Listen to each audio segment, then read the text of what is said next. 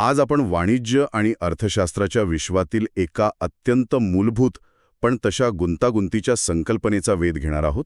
हो, म्हणजे ज्याला आपण बिझनेसच्या भाषेत गुड्स किंवा वस्तू म्हणतो. बरोबर, गुड्स.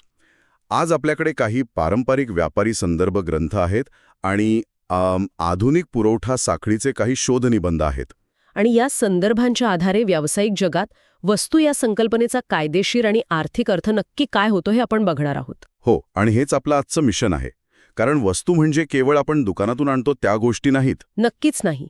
वाणिज्याच्या तांत्रिक परिभाषेत याला एक अत्यंत कडक अशी कायदेशीर चौकट आहे. म्हणजे आपल्या आजच्या स्रोतानुसार वाणिज्यिक व्यवहारात कोणतीही गोष्ट वस्तू ठरण्यासाठी ती प्रामुख्याने मूर्त असायला हवी. मूर्त म्हणजे टँजिबल, तिला भौतिक स्वरूप असणं आवश्यक आहे. म्हणजे आपण तिला स्पर्श करू शकतो, पाहू शकतो. हो, आणि फक्त तेवढंच नाही त्याचा थेट संबंध साठवणूक आणि लॉजिस्टिक्स सारख्या मोठ्या व्यावसायिक प्रक्रियांशी असतो. अच्छा, म्हणजे भौतिक अस्तित्वाला फक्त एक गुणधर्म मानलेलं नाहीये, तर ते एक आव्हान म्हणून मांडलंय. अगदी बरोबर. पण या शोधनिबंधांनुसार केवळ मूर्त असणं पुरेसं नाहीये. एखादी भौतिक गोष्ट वस्तू बनण्यासाठी तिला आणखी काही निकष पार करावे लागतात. म्हणजे जसं की मालकी हक्काचं हस्तांतरण, ज्याला आपण ट्रान्सफर ऑफ ओनरशिप म्हणतो. हो, जेव्हा खरेदी होते तेव्हा फक्त ती वस्तू हातात येत नाही, तर त्या वस्तूशी संबंधित सर्व धोके आणि दायित्व हस्तांतरित होतात. आणि ती वापरण्याचे कायदेशीर अधिकार सुद्धा. हो, मालकी बदलणे हा कोणत्याही व्यावसायिक कराराचा गाभा आहे.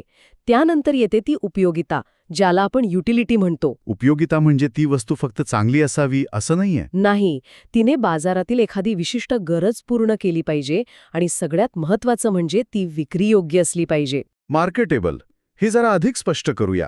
म्हणजे समुद्राचे पाणी हे मूर्त आहे. हो, त्याला भौतिक स्वरूप आहे. पण जोपर्यंत त्यावर प्रक्रिया करून ते बाटलीबंद केले जात नाही आणि त्याला बाजारात काही किंमत प्राप्त होत नाही, तोपर्यंत ते वाणिज्याच्या भाषेत वस्तू नाही. तंतोतंत. बाजारात खरेदी विक्रीची क्षमता असणे हेच त्या वस्तूला अर्थव्यवस्थेचा भाग बनवते.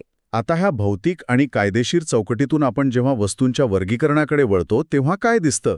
हे स्रोत आपल्याला उत्पादन आणि वापराच्या दोन वेगवेगळ्या टोकांवर घेऊन जातात.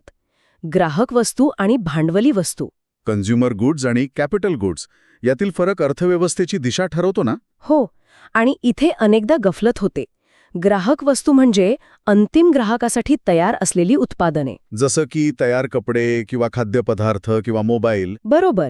पण भांडवली वस्तूंकडे अनेकदा दुर्लक्ष होते. म्हणजे एखादा स्मार्टफोन बनवण्यासाठी ज्या गोष्टी लागतात त्या भांडवली वस्तू आहेत. तिथेच भांडवली वस्तूंचा खरा खेळ सुरू होतो.